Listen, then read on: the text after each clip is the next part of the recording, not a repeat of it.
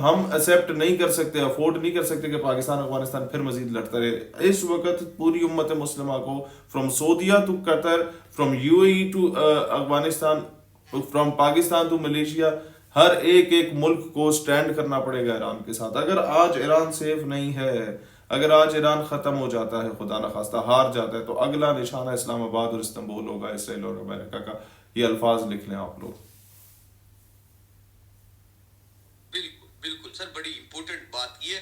तो इसमें अब जो ईरान ने जिस तरह दूसरे जो कतर में और जो यूएई में जो मुख्तलिफ किन किन कंट्रीज में हिट किए हैं जो अमेरिकन बहरी बेड़े और इस तरह की जो उनकी बेसिस है, देखिए और उनका कितना क्या नुकसान हुआ है। देखिए बहरीन की तो फुटेजेस काफ़ी हद तक सामने आई है। उनकी जो नेवल एयर बेस थी, नेवल बेस थी अपना अमेरिका की, उसको तबाह किया है, और उस पर मुतअद्दिद कोई 21 के करीब मिसाइल फेंके गए हैं। 6-7 की तो वीडियोस भी आई हैं उस पर लगते हुए। कुवैत पे किया, सऊदी अरब की भी बात चल रही है, और यूएई पर किया, और उसने कहा जी यूएई ने अभी बयान दिया कि it has the right to respond.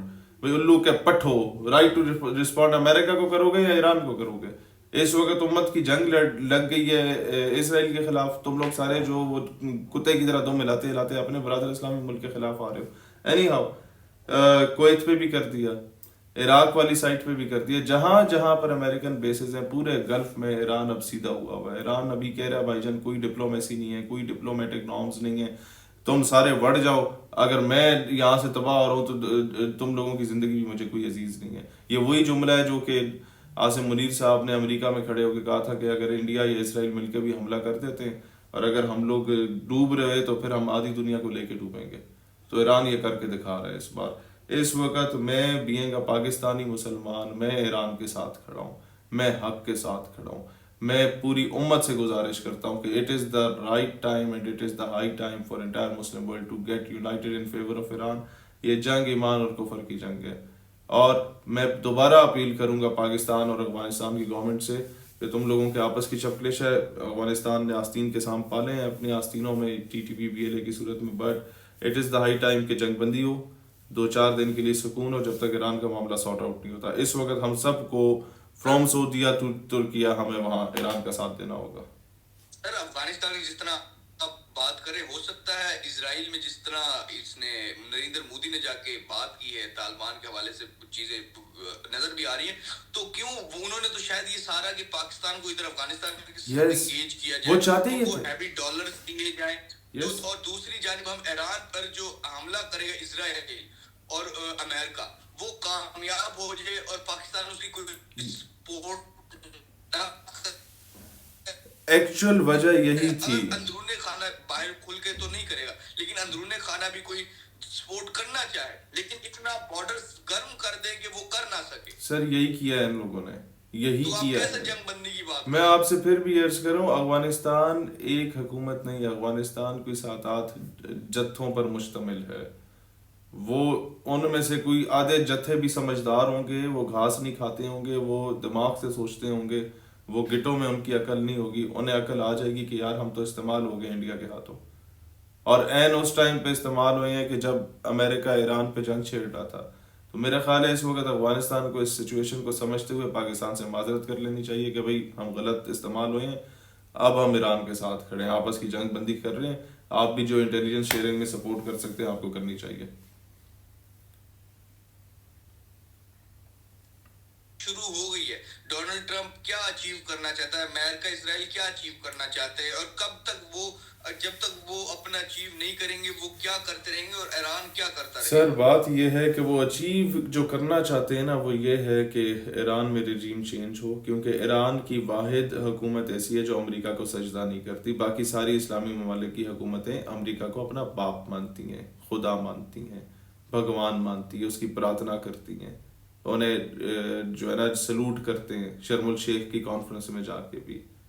तो ईरान के वाहिद लोग हैं जो कहते हैं जनाब ये एक सजदा जिसे तू गिरा समझता है, 1000 सजदों से देता है आदमी को निजात। तो ईरान उन्हें इसलिए हजम नहीं हो रहा, और ईरान के बाद अगला टारगेट है बलूचिस्तान। ईरान अगर ये लोग करेंगे वहां पर रिजीम चेंज ऑपरेशन अमेरिका का नज़दीक, अगर वो कामयाब हो जाता है, तो जो अगला अमीर आएगा, अगला जो उनका सरबराह आएगा शाह ईरान, वो इजराइल का ही बच्चा है।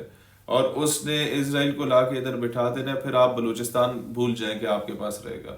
वो आपको इतना एंगेज रखेगा कि आपकी सोच है। लिहाजा it is the high time कि हम लोगों को बर वक्त फैसला करना होगा।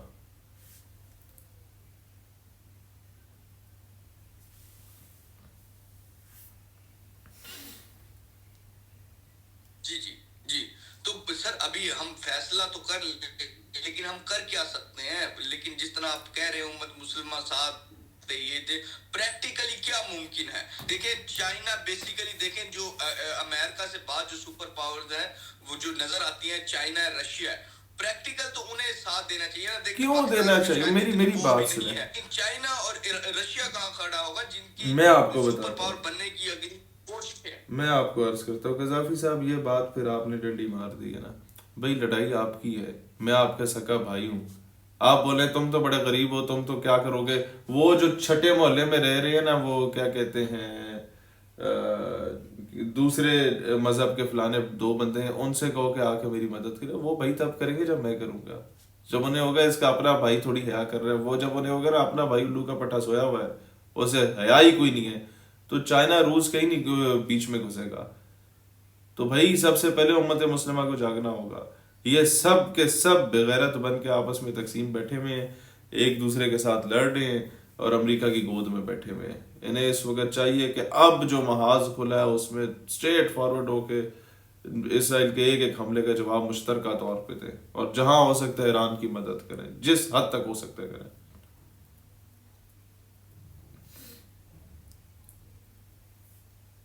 कजाफी साहब आवाज कट रही है आपकी सर। बिल्कुल बिल्कुल सर, ये मुस्लिम उम्मा की जो आप बात करें बड़ी इंपॉर्टेंट बात है और सबको साथ भी देना चाहिए। यस जी जी, आवाज अब आ जी, रही है? अभी आ रही है, अभी आ रही है। अब आ रही है? जी आ रही है आवाज। अब आ रही है? यस यस यस, बिल्कुल क्लियर आ रही है? बिल्कुल क्लियर आ रही है।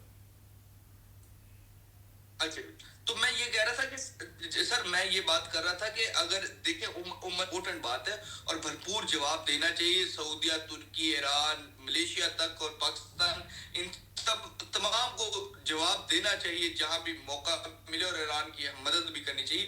लेकिन देखें जो दुनिया है वो इस्लामिक उम्मत एक ठीक है, लेकिन चाइना ट्रेड और बेशुमार चीजें भी हैं उनकी आपस में, तो बहुत सारे मफादात भी होते हैं एक दूसरे के साथ, और वो भी चाहते हैं कि अमेरिका को कमजोर करें अगर उन्होंने ऊपर आना है।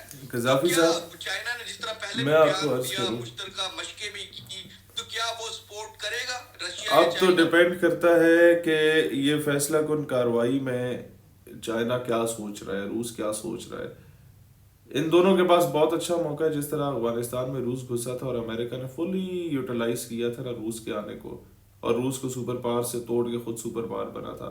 अब मौका है चाइना के पास कि इधर क्या कार्रवाई कर सकता है और क्या वो फनकारी लगा सकता है। अगर वो कुछ कर सकता है तो वेल एंड गुड, नहीं तो फिर वो वेट करे अगले 40-50 साल का, फिर किसी और ने रिटेलिएट नहीं करना अमेरिका या इसराइल के खिलाफ, ये भूल जाएं फिर। इस सब में क्या किरदार होना चाहिए, आप क्या समझते हैं? किस पे किसका किरदार?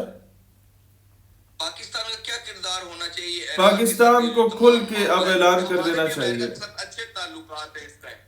अमेरिका एक ऐसा घटिया और नीच मुल्क है जो आपको टिश्यू पेपर की तरह इस्तेमाल करेगा, उम्मत मुस्लिमा में मुतनाज़े करेगा और फेंक देगा, और एंड पे 70,000 फौजी और सिविलियन कुर्बान करोगे, उसके बावजूद वो आपको बोलेगा कि what have you done for us. तो अभी अपनी डायरेक्शन और डायमेंशन स्ट्रेट रखें। मेरी यही तजवीज़ है पाकिस्तान को। इज्जत इसी में, बका इसी में है कि दलेरी के साथ अपना फैसला करें, बजाय इसके कि पूछ ला के गुलामों की तरह शर्मुल शेख की कॉन्फ्रेंस में बैठो और बोलो कि जी आप ना होते, हमारा बाप ना होता तो। भाई हमारी फौज ने शिकस्त दी है इंडिया को, तुम सारा जीता जिताया खाता ट्रम्प की गोद में रख रहे हो जाके।